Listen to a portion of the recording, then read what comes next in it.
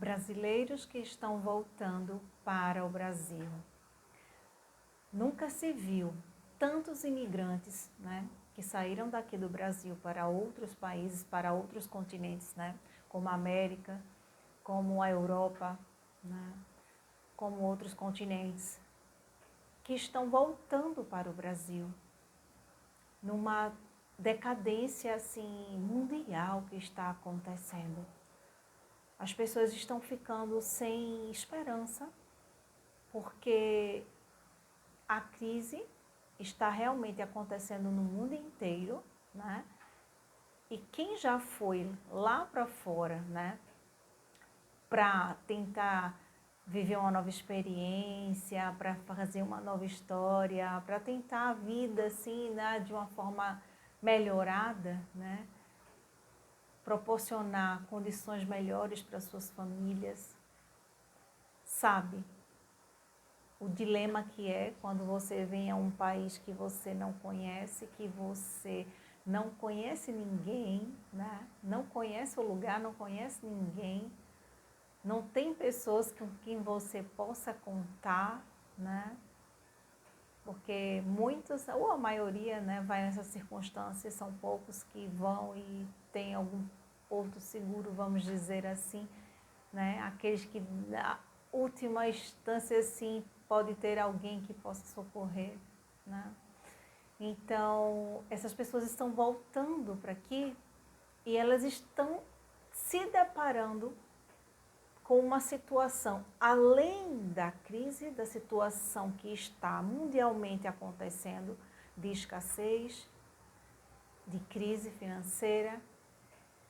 As pessoas precisam lidar com a síndrome do retorno. Você sabe o que significa síndrome do retorno? Essa é uma expressão, né, que a psicologia explica como quando uma pessoa ela sai do seu país de origem, vai para outro país e ela se ambienta ali no lugar, ela começa a vivenciar aquela cultura e começa ali a se agradar dos costumes, dos hábitos, das novas rotinas que aquele país ali atribui. Então, quando essa pessoa ela sai daquele país e tem que voltar para o país de origem, de modo, não porque ela escolheu, mas porque ela foi uma questão de circunstância dela ter voltado, essa pessoa ela se depara com a síndrome do retorno. O que é a síndrome do retorno? É a dificuldade de adaptação da pessoa quando vem do país que ela imigrou, né? E ela vem para o país de origem e ela não consegue mais se adaptar, porque ela não consegue mais vivenciar as mesmas rotinas que ela teve no passado ou que ela gostaria de ter. Então ela começa a entrar em depressão, porque ela começa a ficar triste, ela entra em ansiedade porque ela gostaria de retornar para o país que ela estava ali, né, já acostumando. Tem que lidar com os parentes, com os amigos, questionando porque a pessoa só fala naquele país, só fala naquele lugar, só fala das experiências que vivenciou. Se você já foi para outro país e você já experienciou esse tipo de coisa, fala aqui nos comentários que eu gostaria de ouvir as suas experiências. Então, essas pessoas, elas começam assim, naturalmente, né? Porque é como se diz, a gente fala aquilo que a gente vive, que a gente está vivendo ali. E principalmente quando são experiências que a gente vai vivenciando, a gente automaticamente vai compartilhando. Só que já existe um preconceito das pessoas quando a gente se torna imigrante, que a gente sai do nosso país e vai para outro. Porque as pessoas começam a olhar, ficou besta, não fala mais com ninguém. Ah, fulano esqueceu das origens. Ah, fulano só porque melhorou a vida não quer saber dos pobres. São tantas acusações que as pessoas sofrem, né? Então já tem esse tipo de preconceito, né? E aí quando a pessoa volta, que é naturalmente. Até a questão do idioma, porque a pessoa ela já tão acostumada ali a falar naquele país, né, com aquele idioma novo, aí a pessoa, quando vem aqui para o seu país de naturalidade, a pessoa começa ali a falar algumas palavras, às vezes até esquece de algumas e fala do outro idioma, e as pessoas ficam, peraí, tá se achando, né? E fica com aqueles comentários bestas, idiotas mesmo, que a gente fez assim, nossa, por que essa pessoa está falando isso, né? E está tratando assim. Então, existe um preconceito muito grande. Em 2019, eu estava na Europa e eu vim para cá, para o Brasil, né? Voltei para o Brasil.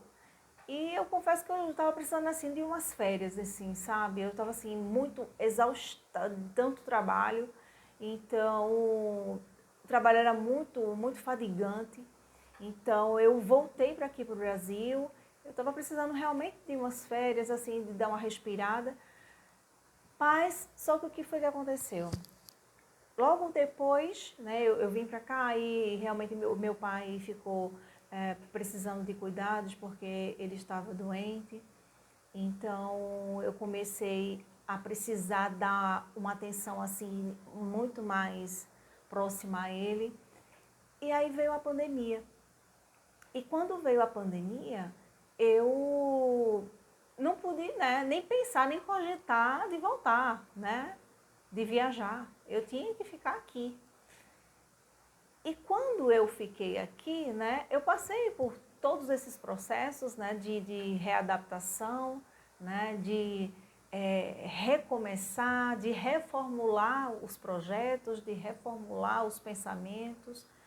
E eu já tinha o desejo, sabe? Porque quem já foi lá para fora sabe que, por mais que você tenha situações que você se agrada, que você gosta, que você, assim, experiencia, assim, de lugares maravilhosos, de uma nova cultura, de um novo idioma, de oportunidades de trabalho que às vezes no seu país não tem, né? Então, você quer que aquilo ali, né, vá avançando e progrida, né? Mas aí quando você se depara com uma situação de que você também é um ser humano, né? Porque quando a gente vai lá para fora, na maioria das vezes, o trabalho é assim, são subempregos, né? Que na verdade você fica na disponibilidade de horário daquele contratante, né?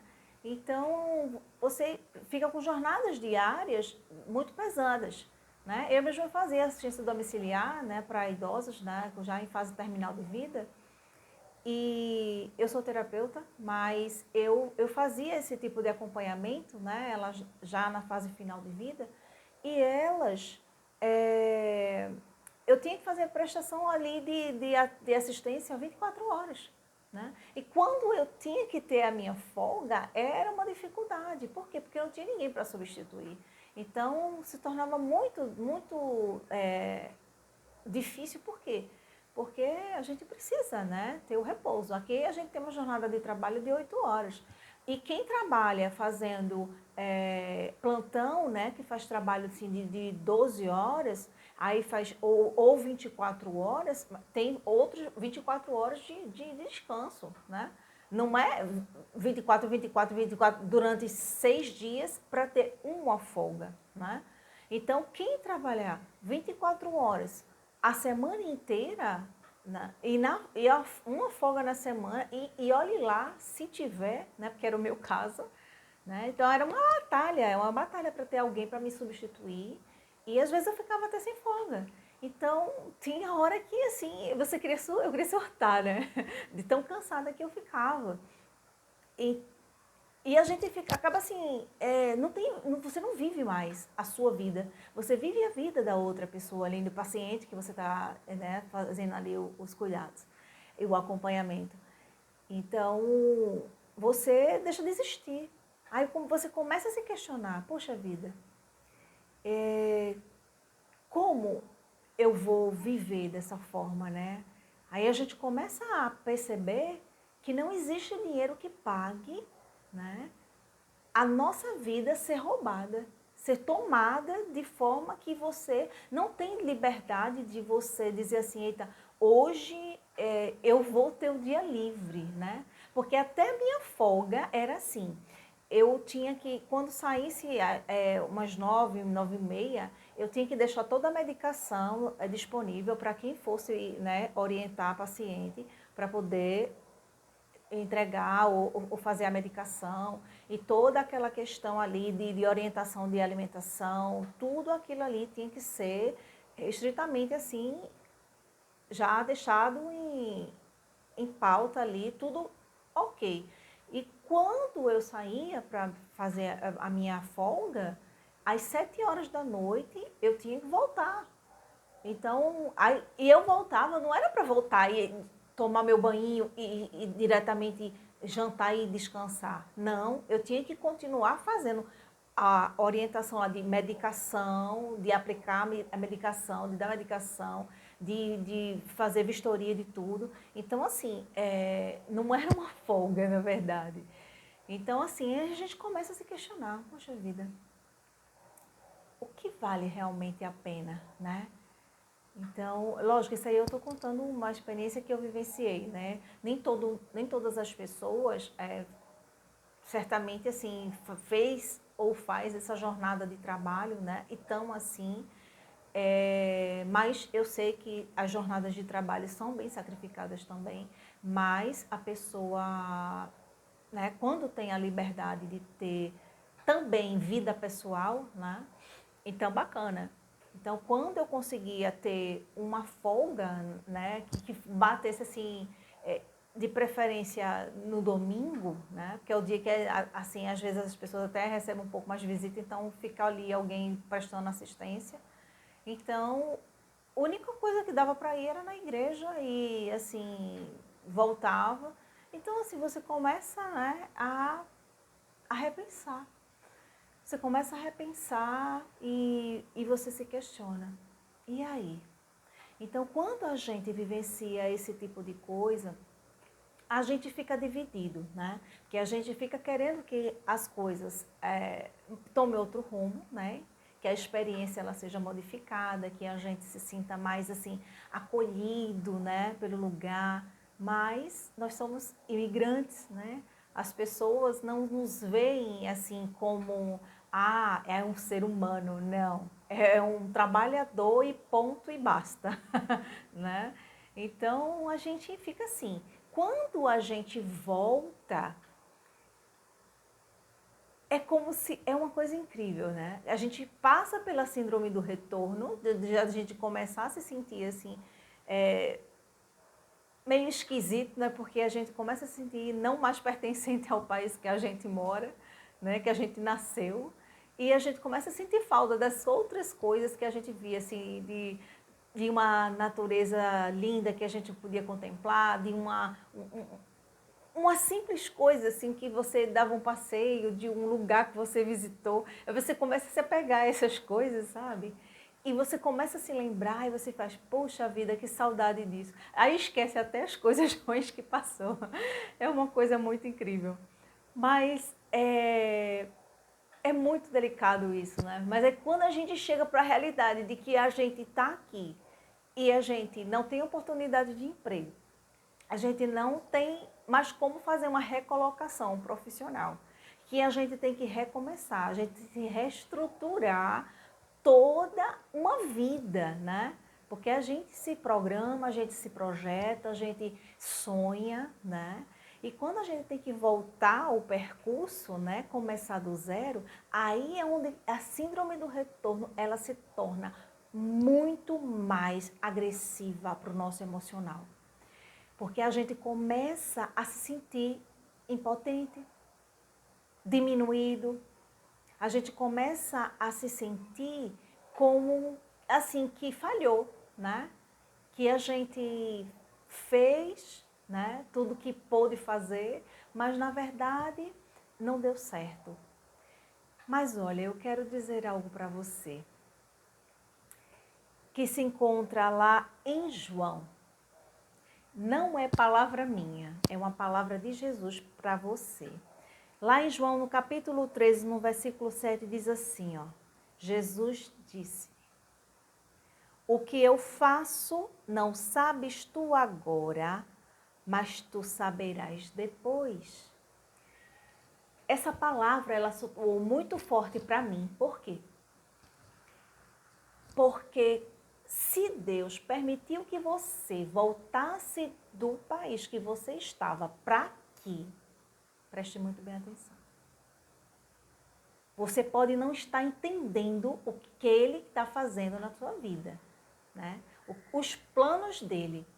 Mas se a circunstância, o círculo se fechou para que você voltasse para aqui, é porque Ele quer que você esteja aqui.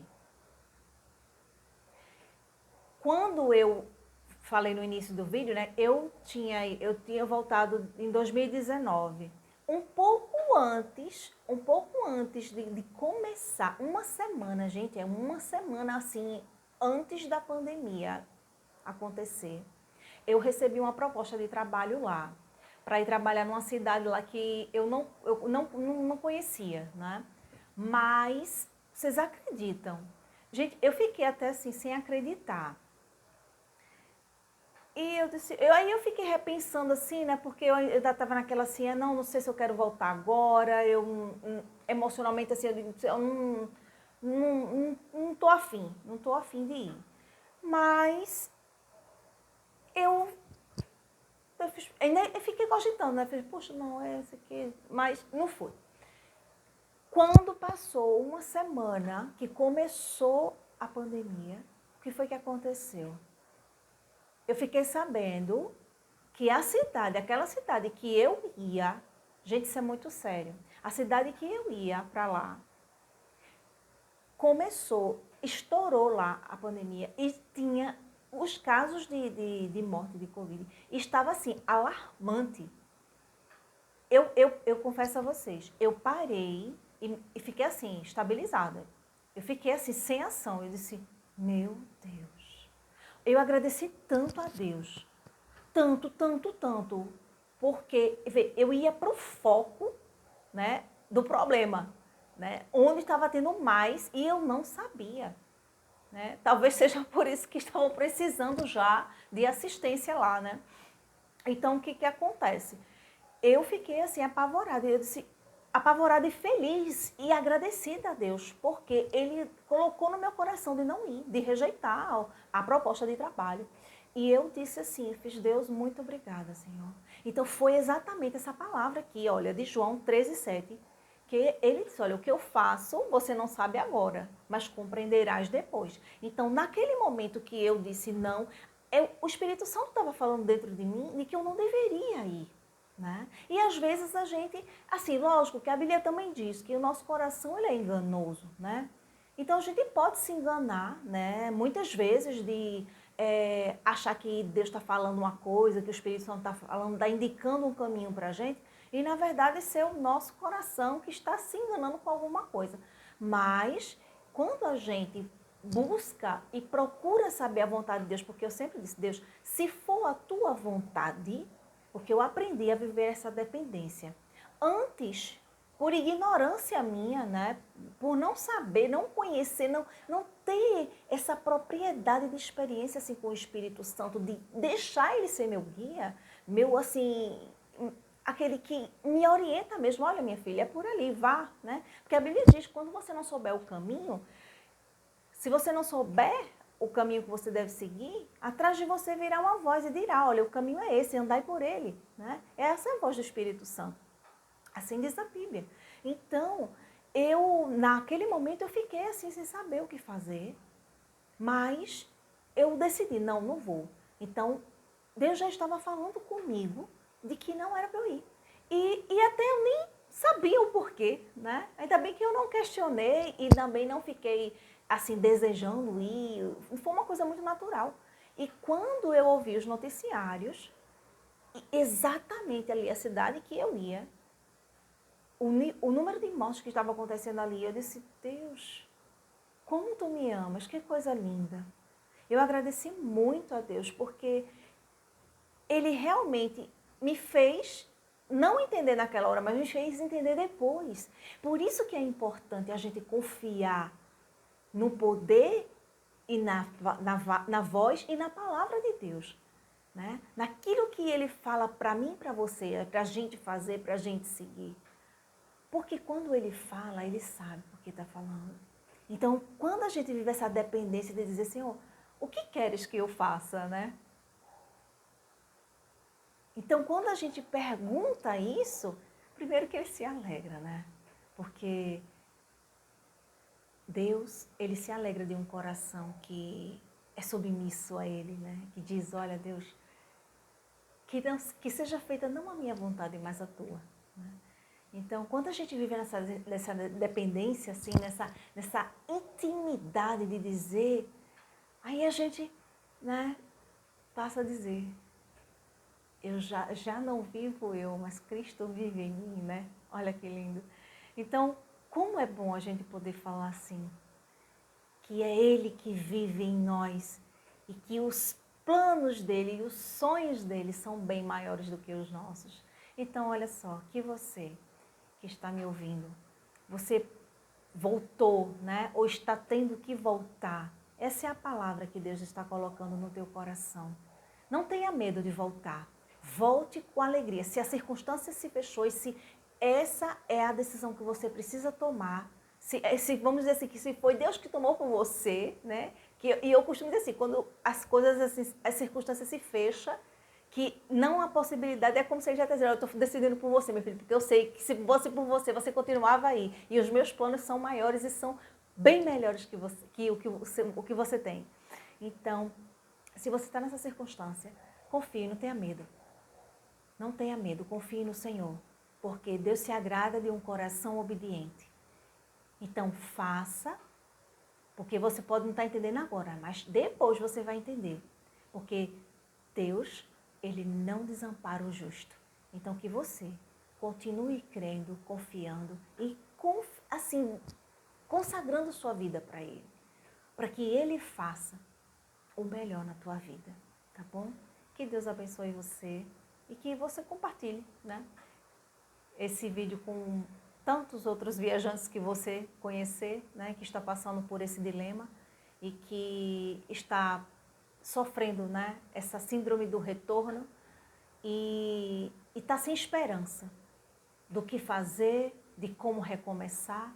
Olha, a Bíblia diz que a nossa esperança é Jesus. Mas é mais lindo ainda, porque a Bíblia não diz que a nossa esperança é só Jesus, né? Ela diz que Jesus, ele é a única esperança. Então, se ele é a nossa única esperança, então nós precisamos saber que ele está cuidando de nós. Se você crê, você verá a glória de Deus. Então, se você crê que ele está direcionando a tua vida, pode ter certeza que ele não vai desamparar você.